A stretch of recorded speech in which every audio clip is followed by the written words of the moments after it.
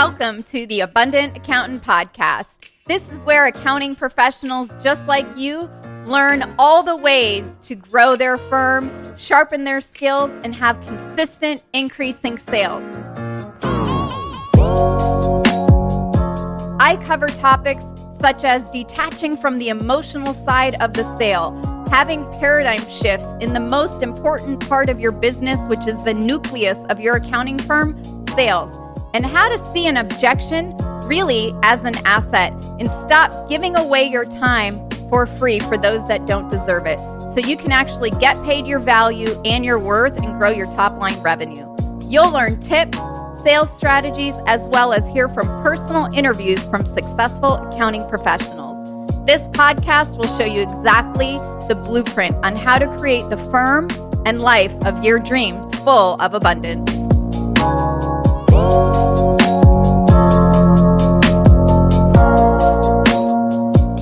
Welcome to the Abundant Accountant Podcast. Today, we have a very special guest. Our special guest is not only my partner in crime, but she is a business growth strategist and has a proven success not only as a business owner, a financial planner, but she's also an award-winning sales professional with over 35 years of experience.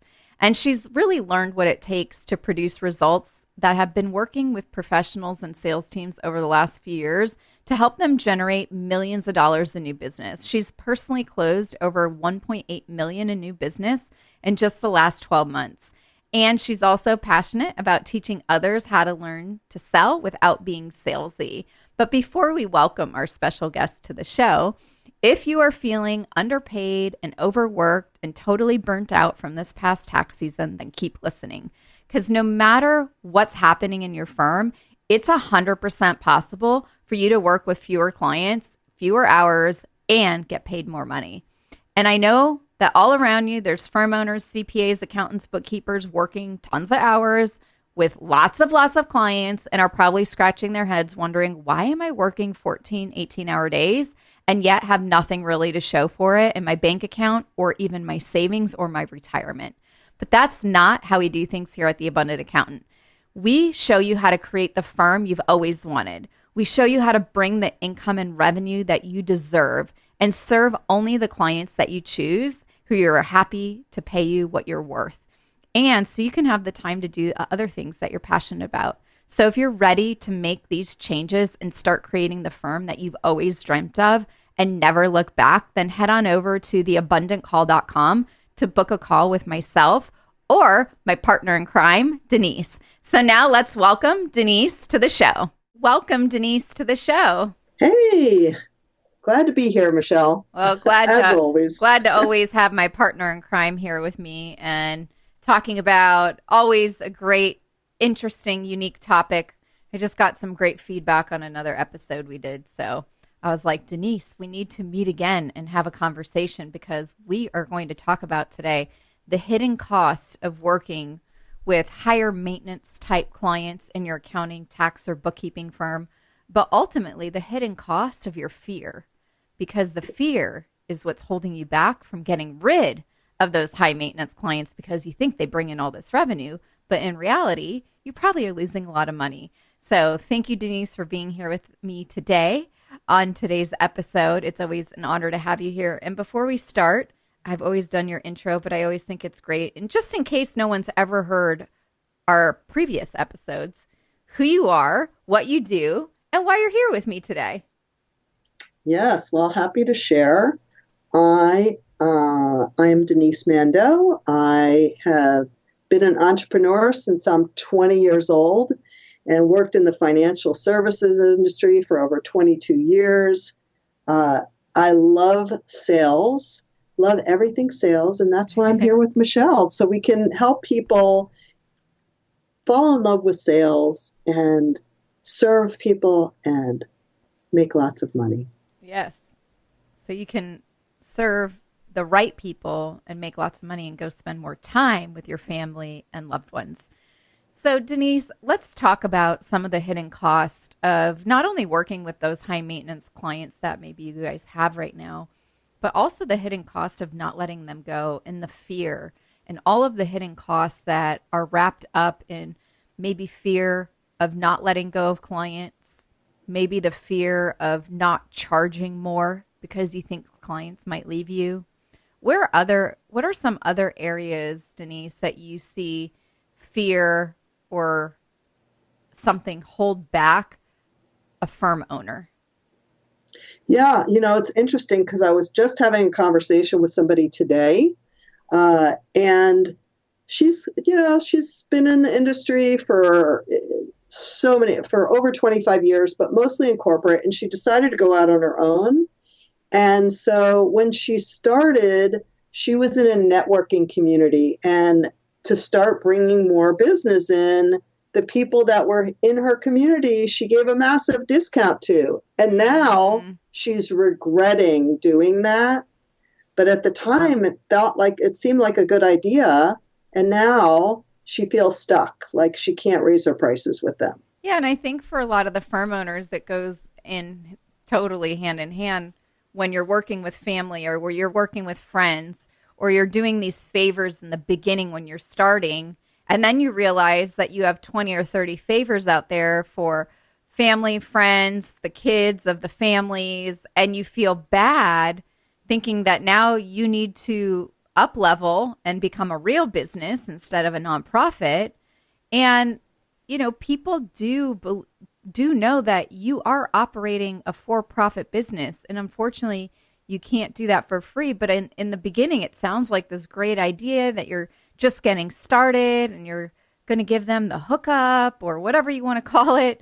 But that's really a hidden cost of working with someone that will become more higher maintenance than someone you get maybe off Yelp or a referral or using paid advertising to get a client, because that is someone you're not attached to. And when we're attached to the person or they're in your networking group and whatever, my mom always told me, Michelle, never do business with family or friends, even though my mom is part of my business now, but she's the only person I can work with.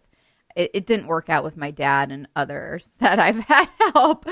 But what would you say, Denise, for those that are thinking that that's a really great idea, when in reality, there's so many hidden costs and headaches that go along with it, because now you're stuck a year or two later when you want to make a change. What are you going to do? Yeah. And then you're worried about disappointing people or they won't understand or whatever. How many times we hear that over and over and over and over again, Michelle, that, oh, well, they've been loyal or Yeah. they give me referrals or They've how been about with me for 30 years. Yeah, right. I can't raise their prices. Why not? You've been loyal to them. Hello.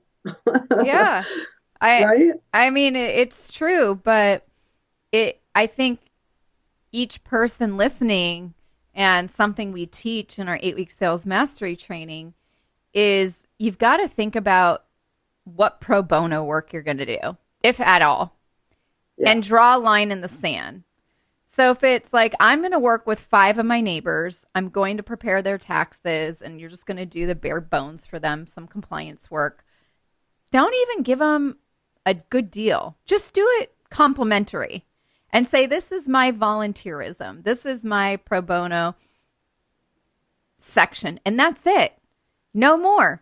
Because otherwise, you're going to have so many other hidden costs, not only in time wasted and thinking about it, because the thinking about it creates a lot of wasted space.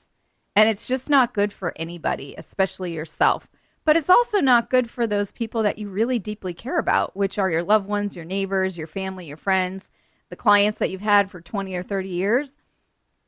If that's the free work you want to do and that's your volunteer bucket, then make that be it. But otherwise, just don't work with those people anymore and make that decision in your firm. And I think each of you needs to come and think about, well, who do I want to work with and who do I not want to work with? Because otherwise you're going to end up with a lot of high maintenance clients that eat up a lot of costs that you don't even realize. And it just happens just like that. So what are some ways, Denise, that you think someone, a firm owner listening today, could really reduce the amount of hidden costs that they have in their firm that we're not even thinking about right now? Yeah. Well, one thing, we've talked about this before, and I always think of Mark, right, is to take an audit, right, and really look at the high maintenance clients that you have. If you did an audit of how many emails, text messages, you know, how much time you're actually spending, and then you really look at what you're getting paid per hour, I think it's kind of a wake up call to see, if it's even profitable for you. And if it's not, then you got to make a decision to either raise your prices and be willing to let go of that business if they don't, because if it's not profitable, right, then why would you want to keep it? Because it's not just taking up your time, your resources, but it's also taking up brain space Mm-hmm. and, your joy. Yeah. So you really have to look at, it's always good to take an inventory at least once a year, right? To see who you want to keep in your boat with you. Because if you have too many people in your boat, the boat's going to sink. Yeah, and I think it's really important too to think about, for your boat, how many people do you want in your boat that are going to be part of quote unquote your hidden cost?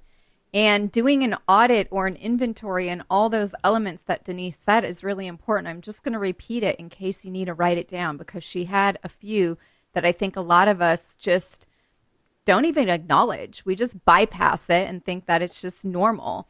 Brain space, number one. Number two, your joy. Is your joy meter at the bottom or in the negative, or is it high when you're working with them? Emails that they're sending you, text messages, voicemails, the amount of time you're spending on that client. And then break down how much is that time worth for each of it. If you think about those clients, let's say an hour a day, you better put a value on that hour per day. If it's sucking your joy out, then you better double your hourly rate for that because it's costing you. The emails, if you're looking at an email and replying to it, there's probably 10, 15, 30 minutes per email. And the overall amount of time you're spending with that client, be it doing the work, looking at the file, going, oh, they didn't even upload that W-2 or whatever documents are missing, and then chasing the client. And let alone even worse for those of you not collecting payments up front, that could be another problem area. But these are all hidden costs of working with high maintenance type clients, aka PITA clients, pain in the ass, and not letting them go or not cutting them loose or not saying, hey, I am not going to work with family, friends, neighbors, second, third, fourth generations and clients that have been with you for the last 20 to 30 years and not make any changes, and that you're just going to draw the line in the sand. And I think it's really important to say, okay, I'm going to devote 5 hours per month for my pro bono work. And then you're going to tell them all, okay, I'm not charging anymore. This is just part of my volunteer department. But how many people do you want on that boat? This is your volunteer boat. Think about it. Is it a little raft? Is it an inflatable with a little motor on the back? Is it a wooden one that you just have 2 oars on the side? How many life jackets are you going to have in that boat for each person? You're not going to have any extra. You're just going to have enough for each person. And I think this will make a huge difference. And, we instill this in our 8-week sales mastery program in our clients. And today, Denise, we got an email from Tamika, and she said, ha ha, you said it best. That was the subject line. Okay. Ha ha, you said it best. I just got a text from a corporate client who left due to her price increases. So she had a fear of letting clients go before. She had a fear of not charging enough. She went through our program, made the changes, increased her fees, and then had just a handful of people leave. Most of them stayed. Anyway, get this. They came back today in a panic, wanting to return and have her do the work for them. So they left because they thought they were going to get a good deal somewhere else. And she said, I just thought I should send send this to you guys with a quick little note. And I'm like, yes, please do share all this with me all the time because it always happens. Yeah. Anyone who leaves you due to price because you have the fear of not charging more because you think they're going to leave you, which 99% of the time, most of them will stay. And then you're going to have these few. But most of the time we hear from all of our clients, the clients that leave are the ones we wanted to anyway. They were the clients that drove us the most nuts. They were the clients that took up the most brain space. They were the clients that sucked all the joy and all the energy out of us. They were the clients that sent the most amount of emails. They were the clients that sent the most amount of text messages. They were the clients that you spent the most amount of time on. And what we found is that you'd be surprised how many of those clients actually come back in the future. And now Tamika gets to charge more. So we'll see what she responds to my email with, but I'm very curious. Yeah. And, I've always heard there's an acronym for fear that I've always heard, that it's always been false evidence appearing real. It's like we believe that they're going to leave, but it's actually false. It's something that hasn't happened yet, but we put all this weight to it. But then I heard a new definition of that acronym. That's forget everything and run. Forget what you know about this stuff and run towards what you want and away from all the old way of thinking that keeps you stuck. Like Molly. Another client of ours, Molly. Yes. Yeah. She was so scared to raise her fees. She was stressed out, really, just beside herself. And, one of her largest clients, which she thought, oh my gosh, I'm too afraid to raise my prices. Maybe I'll just raise them a little bit. I don't want them to leave. So we had a conversation. We had a straight conversation.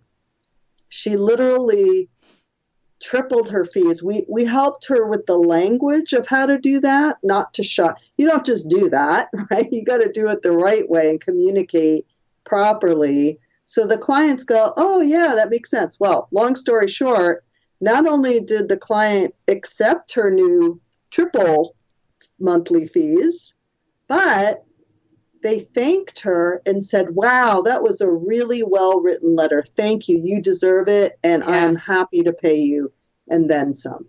Yeah. And it's so fun because Molly was completely overwhelmed before. She was disorganized. She was completely scattered in her firm. And talk about doing all the things of wasting brain space and sending emails and spending too much time. She wasn't even billing clients.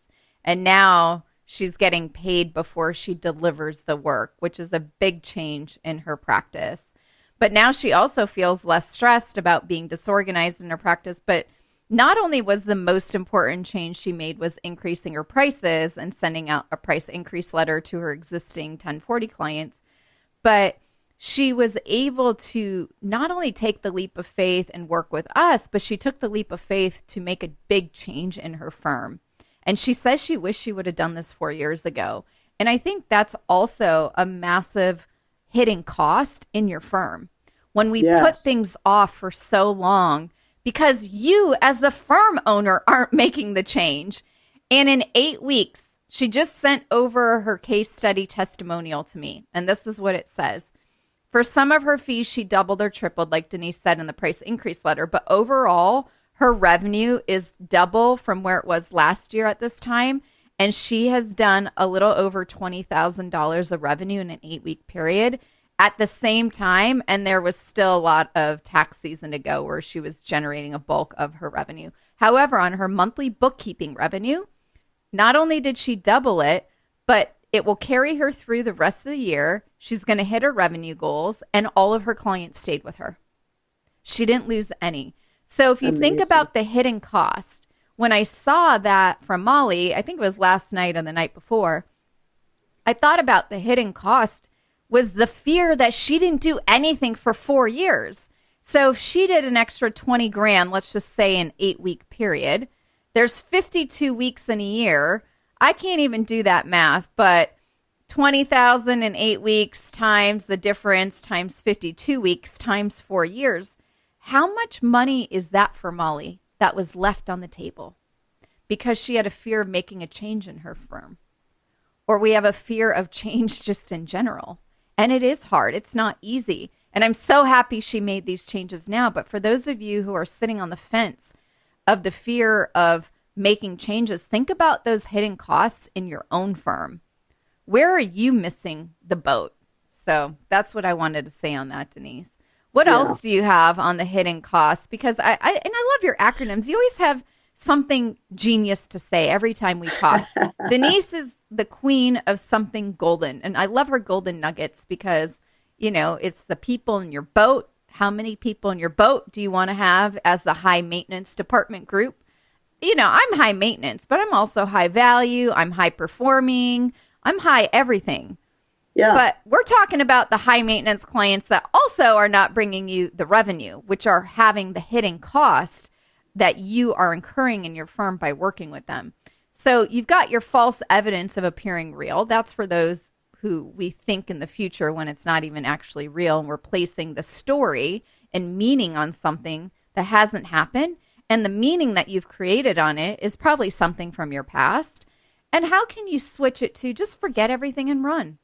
Well, and I think to that end, the other fear that comes up is I don't know how to talk to them. I'm, like the fear of rejection, the fear of, like the people getting mad at them. And it's just not true, I mean, there's going to be those who are whining and complaining, and usually those are the ones you don't want anyway. Yeah. But I think, nobody wants to feel rejected. Nobody, but our job is not to have people like us. I mean, it's nice if they do, but our job is to serve them and to do what's best.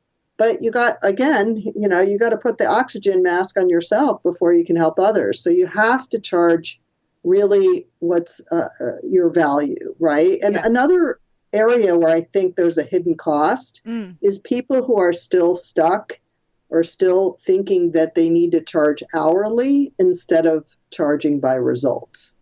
Because why should you, if you've been an accounting professional for years, or why should you be penalized if you can do something more efficiently or in less time? Why should you get paid less for that? It's a hidden cost.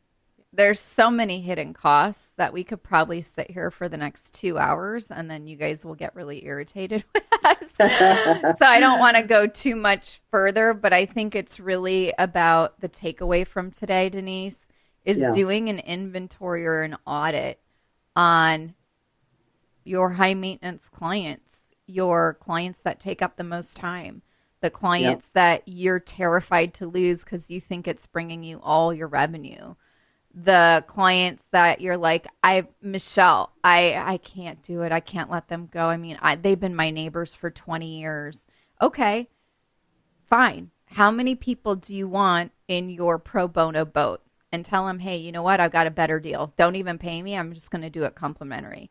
And do it from the heart, and do it complimentary, and do it from a place of volunteering and giving back versus from a place of, hey, I've been giving you a good deal for so long, and now you're irritated. So we have to remove the irritation and the aggravation and the anger inside, because that's what you started.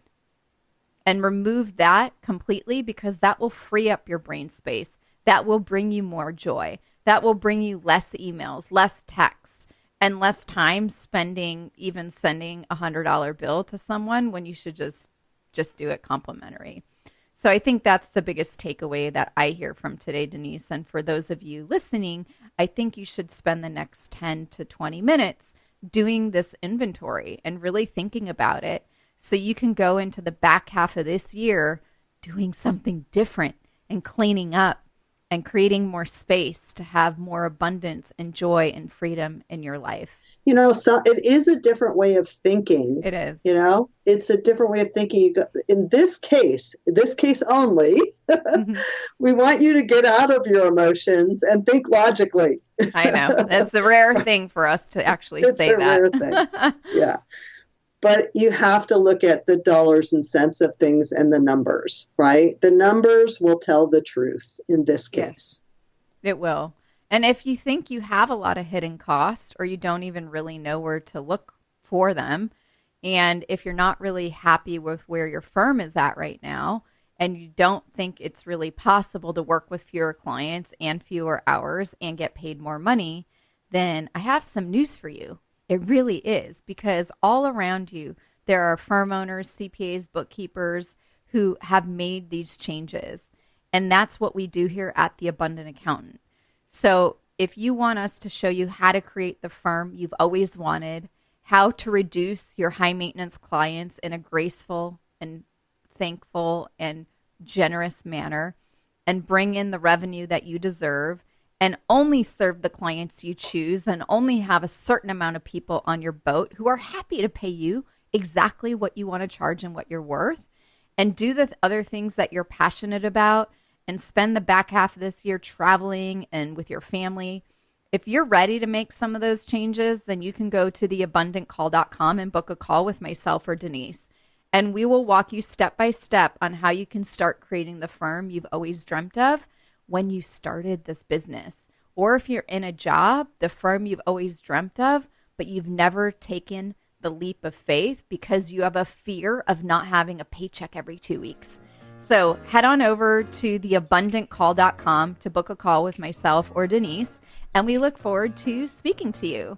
Thank you all for listening here on The Abundant Accountant today, and thank you, Denise, for being here today. My pleasure as always.